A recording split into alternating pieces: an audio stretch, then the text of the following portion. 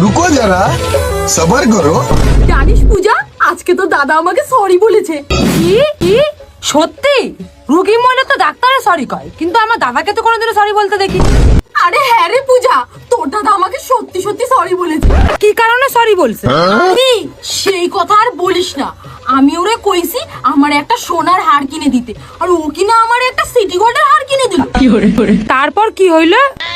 তারপর আবার কি, আমি যে কইছি যে আমি বাপের বাড়ি চলে যাব, তোমার সাথে আর সংসার করব না, তাই আইসা আমারে কইছে সরি। আচ্ছা বৌদি, মেয়েরা যদি ঘরের লক্ষ্মী হয় তাহলে ছেলেরা চাকর। কেন চাকর কেন? যেমন তোর দাদাকে আমি উঠতে বললে ওঠে, বসতে বললে বসে।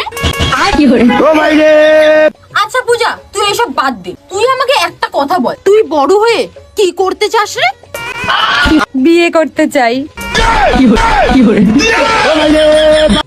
ভুল পাগল, বলছি তোর মা বাবার জন্য কি করতে চাস?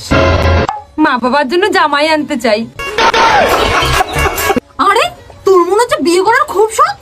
হ্যাঁ, তো বিয়ে করার জন্য কেমন ছেলে দরকার তোর? হাইটে শর্ট সেমন ছেলের সাথে বিয়ে করতে চাই। কেন? সবাই তো লম্বা ছেলে পছন্দ করে, তুই খাটো ছেলের সাথে বিয়ে করতে চাস কেন? বর যদি ছোট হয় আর আমার সাথে যদি ঝগড়া করতে আসে, তাহলে তো আমি তুলে আচার মারতে পারবো। কি ভাবনা চিন্তা মাইরি।